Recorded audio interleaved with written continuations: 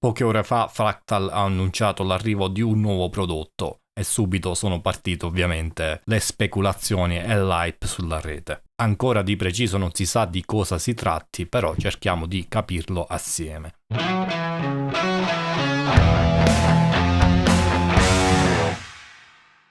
Qualche ora fa il nostro caro Cliff ha postato questo messaggio su un forum. Un utente gli chiedeva notizie riguardo al nuovo firmware per FM3 ed FM9, quanto tempo ci vorrà per portare le novità dell'XFX sugli altri due device, e lui in sostanza ha risposto che non ci vorrà molto, però gli ingegneri al momento sono un po' occupati perché stanno lavorando alla rifinitura del firmware di un nuovo prodotto che uscirà nelle prossime settimane. E ovviamente da qui in poi gli utenti si sono scatenati con varie supposizioni, si è creato un po' di hype sulla rete, sui vari forum come prevedibile, e poco dopo Cliff ha postato quest'altro messaggio dove dice che non è un prodotto che rimpiazza uno dei prodotti esistenti, quindi possiamo già escludere che si tratti di un XFX 4 o di una versione super turbo dell'FM9 e dell'FM3. Cerchiamo di capirci qualcosa di più andando a vedere le varie ipotesi che sono state fatte e quali sono le più probabili secondo me.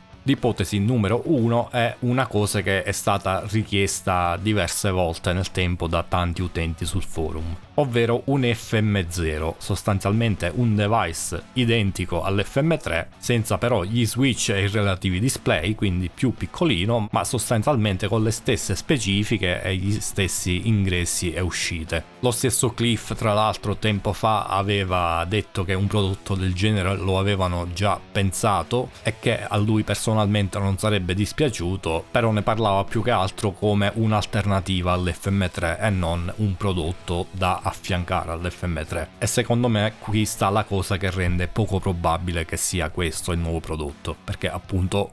nella sostanza poi sarebbe molto simile all'FM3 e anche l'assenza degli switch e dei display degli switch non farebbe scendere poi così tanto il prezzo del prodotto, e quindi di fatto avremmo sostanzialmente due versioni un po' diverse dello stesso prodotto e che quindi rischia di andare a pestare i piedi all'FM3, e anche la differenza di prezzo non sarebbe poi così tanta da poter giustificare l'acquisto di un eventuale FM0 nuovo rispetto ad un FM3 usato. Quindi secondo me questa ipotesi è da scartare. La seconda ipotesi è un'altra cosa che è stata molto richiesta nel corso del tempo dagli utenti Fractal e riguarda in sostanza la creazione di un plugin che possa replicare sui nostri PC o Mac tutte le simulazioni e gli effetti di Fractal. In sostanza una sorta di Helix Native versione Fractal però. Questa ipotesi però secondo me è poco probabile, prima di tutto perché Cliff stesso l'aveva già scartata tempo fa, perché ha detto chiaramente che non aveva intenzione di fare un plugin con i loro algoritmi, primo a causa della pirateria e secondo perché renderebbe probabilmente più facile per le aziende concorrenti andare a fare il reverse engineering dei suoi algoritmi e quindi copiarli e rubarli tra virgolette. E quindi anche se sono passati un po' di anni da questa sua affermazione, non penso che abbia cambiato idea su questa cosa. Un'altra ipotesi collegata a questa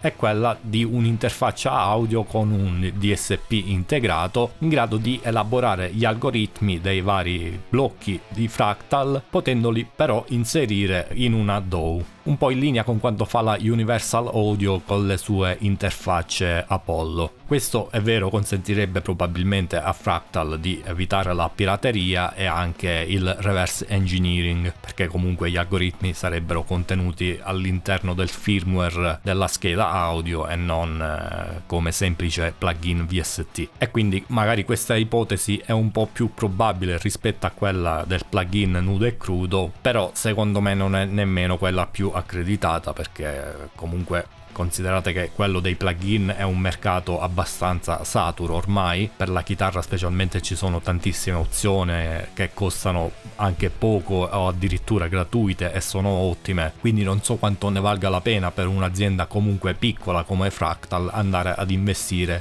in quel settore, però magari qui mi sbaglio. Sicuramente anche a me farebbe molto comodo un plugin di Fractal, ma ormai ho poche speranze che questo accada, ma sono felice di essere smentito ovviamente. Poi un'altra ipotesi ancora è un amplificatore digitale, per rendere l'idea un prodotto simile ad un Boss Katana o ai vari Fender Tone Master. Questo tipo di prodotto ultimamente sta andando abbastanza in voga, infatti vediamo diverse aziende produrre qualcosa di simile. Lo ritengo però poco probabile per Fractal perché non mi sembra un prodotto nel loro stile. Fondamentalmente fino ad ora si è sempre occupata di amp modeling nudo e crudo, quindi andare a fare un prodotto adesso dove oltre ai componenti necessari a far girare gli algoritmi sono anche presenti un finale di potenza, una cassa in legno, dei coni, cose che finora Fractal non ha mai prodotto, mi sembra un po' improbabile e forse anche un po' azzardato a livello sempre economico, perché credo che a livello di prezzo non possa mai competere con aziende più grosse su queste cose. E poi comunque un prodotto del genere secondo me non rispecchia nemmeno la filosofia di Fractal, che è sempre stata quella di lasciare libertà di utente di scegliere gli altri aspetti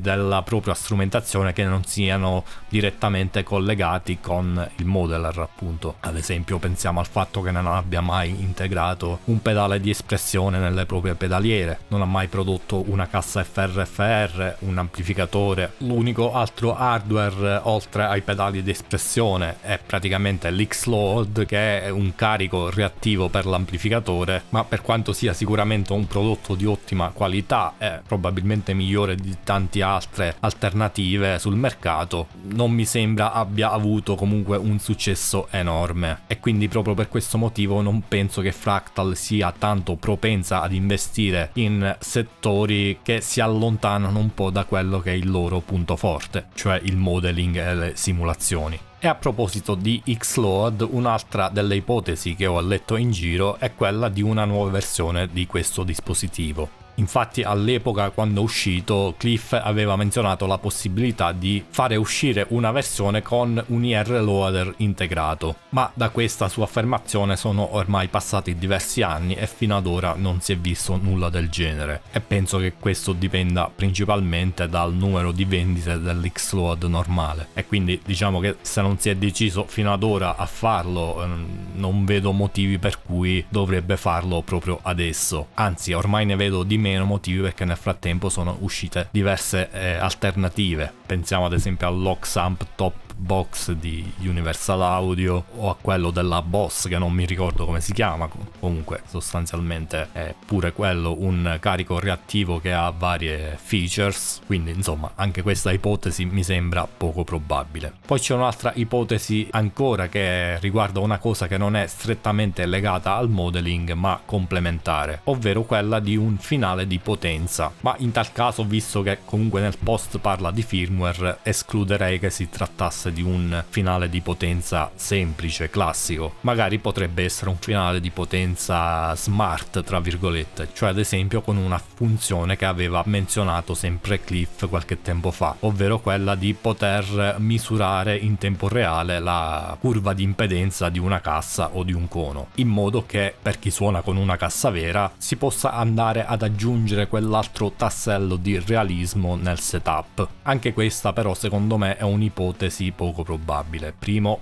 per quanto ho già detto prima, cioè che Fractal non ha mai prodotto amplificatori e finali di potenza fino ad ora, e dubito che si metta a farlo, comunque essendo un mercato dove esistono tantissimi concorrenti già affermati e che probabilmente possono offrire le stesse cose ad un prezzo inferiore. Poi anche quella presunta funzione smart sarebbe una cosa estremamente di nicchia, perché comunque la maggior parte dei chitarristi che usa un modeler lo fa attraverso delle casse full range oppure dei monitor da studio o delle cuffie, quindi diciamo la platea per questo prodotto sarebbe un po' troppo limitata secondo me. Un'altra ipotesi riguarda un'altra cosa richiesta tantissimo dagli utenti sul forum, ovvero l'AXFX in versione pedaliera. Quindi in sostanza immaginate un FM9 magari un po' più grande e con dentro gli stessi processori che monta l'AXFX e le stesse connessioni audio ovviamente. Per quanto sia un prodotto molto richiesto dagli utenti esistenti sul forum, anche questo mi sembra però poco probabile, perché comunque andrebbe a cannibalizzare le vendite sia dell'AXFX versione REC che dell'FM9, cioè sarebbe un prodotto nel mezzo in sostanza. Oltre poi al fatto che almeno a quanto ha già detto Cliff in passato, montare i processori dell'AXFX in una pedaliera non è cosa semplice, perché intanto riscaldano molto di più rispetto a quelli dell'FM9 e FM3, il che quindi richiede anche una ventola abbastanza potente che, se messa sul pavimento, è molto facile raccolga tanta polvere. Insomma, se quanto ha detto in passato è vero, non penso abbia cambiato idea adesso su questa cosa. È più probabile che magari nella prossima generazione vedremo una versione dell'FM9 più potente, anche perché nell'ultimo anno sono uscite quelle che sono le nuove versioni dei chip che monta l'FM9, che hanno praticamente il doppio della potenza di calcolo di quelle attuali, e quindi è molto probabile che appunto nella prossima generazione vedremo quei chip impiegati nelle pedaliere. E già una potenza del genere basta e avanza per avere all'incirca le stesse prestazioni e le stesse opportunità che dà l'AXFX odierno. Magari poi lo confronteremo con l'AXFX 4, a quel punto sarà sempre meno potente, però insomma diciamo che comunque a quel punto non penso sia più un grosso problema la potenza di calcolo. Un'altra cosa che aveva menzionato qualche tempo fa Cliff era un suo brevetto riguardante l'amp capture e che replicasse anche i controlli dell'amplificatore, un po' come il liquid profiling di Kemper. E quindi c'è chi ha fatto l'ipotesi che questo nuovo prodotto sia appunto qualcosa in grado di catturare l'amp. Potrebbe benissimo essere, però secondo me è poco probabile, perché non ci sarebbe un vero motivo per non aggiungere quella funzione all'ammiraglia, cioè all'AXFX, e invece metterlo in un altro prodotto singolo. Mi aspetterei di più che questa funzione venga introdotta sempre nella prossima generazione dell'AXFX e non in un prodotto che comunque arriva dopo diversi anni che è già stata introdotta questa generazione, e quindi magari non durerà ancora a lungo il supporto. O meglio, magari il fatto che stia arrivando comunque un nuovo prodotto è buon segno che la dismissione di questa generazione non è imminente, magari passeranno ancora 2-3 anni, però diciamo in realtà per quella funzione non ci sarebbe proprio strettamente bisogno di un prodotto nuovo, si potrebbe fare benissimo anche in quelli già esistenti, e per cui anche questa ipotesi secondo me è poco probabile. Quella che è più probabile secondo me è l'ultima ipotesi, ovvero questa, quella di un pedale che faccia soltanto da simulazione di amplificatore e di cassa, un po' in linea con quanto hanno fatto tantissime aziende negli ultimi anni. Pensiamo allo Strymon Iridium, al Nux Amp Academy o al Kemper Player. Ce ne sono diversi anche analogici come il DSM Simplifier o quello della Friedman, l'IRX, un altro della Quilter uscito negli ultimi giorni. Insomma, sicuramente quello è un tipo di prodotto che sta prendendo molto piede ultimamente, e considerando che comunque la maggior parte di chitarristi ancora usano dei pedali analogici, una strumentazione analogica, far uscire un pedale che si integra facilmente in una pedaliera e che magari ha un'interfaccia molto più semplice rispetto a quella di un modeler, magari consistente solo di manopole e qualche switch e nulla di più, nessun menu, nessun display, e cose che magari mandano un po' in tilt chi non è avvezzo alla tecnologia, sicuramente potrebbe essere un grosso punto di forza per Fractal. Diciamo che la platea di possibili acquirenti è molto più ampia rispetto a quella di un classico modeler. E oltre a questo motivo anche perché comunque un prodotto del genere costa sicuramente molto meno rispetto ad un modeler vero e proprio. Non mi aspetto che quello di Fractal sia il più economico, anzi è molto probabile il contrario, però di sicuro mi aspetto che costi molto meno rispetto ad un FM3 ad esempio, perché al momento il prodotto più economico di Fractal è quello, e in Europa stiamo parlando al momento di 1200-1300 euro nuovo. Magari un pedale del genere penso non costi più di 500-600 euro così ad occhio, e quindi ciò renderebbe molto più accessibile le simulazioni di Fractal a chi magari non si può permettere le macchine più costose, o a chi semplicemente non servono tutti gli effetti che vengono forniti con l'FM3, magari gli serve soltanto la simulazione di amp e cassa. Inoltre Fractal su un prodotto del genere potrebbe avere un grosso vantaggio rispetto a molti degli altri concorrenti. Infatti solitamente in questo tipo di pedali sono presenti poche simulazioni di amplificatori. Pensiamo all'Iridium che ne ha 3, pensiamo ai pedali di Universal Audio che addirittura ne hanno una sola per pedale, ce ne sono altri che ne hanno di più, 20-30, ma che comunque sono pochissime rispetto a quelle che offre Fractal. È vero che ci sono anche il Kemper Player e il Tonex su cui si possono caricare i profili, e quindi sostanzialmente abbiamo un numero di simulazioni praticamente illimitato, però appunto diciamo quella già è una cosa un po' diversa, non è un simulatore ma è un profilatore. Sicuramente per quanto riguarda i simulatori veri e propri Fractal non avrebbe rivali per quanto riguarda la quantità di amplificatori, ma anche per la qualità, perché è indubbio che a livello di simulazioni sia ancora il leader indiscusso, nonostante i concorrenti comunque negli ultimi anni si siano avvicinati. Poi mi sembra anche il tipo di prodotto più logico che esca, perché ormai praticamente tutte le aziende hanno fatto una loro versione di questo amp in a pedal, come lo chiamano gli anglofoni, e all'appello praticamente mancano soltanto Fractal e Neural, quindi proprio per questo motivo non mi sorprenderebbe se Fractal si sia decisa ad aggredire anche quel mercato. Come dicevo, probabilmente in questo tipo di prodotti sicuramente non sarà il più economico, ma d'altro canto se offrono tanto di più rispetto alla concorrenza, se hanno fatto un'interfaccia intuitiva, magari accompagnata anche da un'app sul telefonino, magari spendere quelle 100-200 euro in più potrebbe avere un senso rispetto alle altre alternative. Comunque io non ho ovviamente informazioni dall'interno, quindi queste sono solo mie congetture. Ovviamente scrivetemi voi nei commenti cosa ne pensate di questa cosa, se avete altre ipotesi magari. In ogni caso sicuramente scopriremo presto di cosa si tratta, visto che comunque hanno scritto che uscirà fra poche settimane e non mi sorprenderebbe che già nei prossimi giorni esca qualche altro dettaglio. In ogni caso saremo qui per scoprirlo assieme. Se volete lasciatemi un like ed iscrivetevi al canale se volete farmi un grande favore, e niente, detto questo vi do appuntamento al prossimo video. Ciao!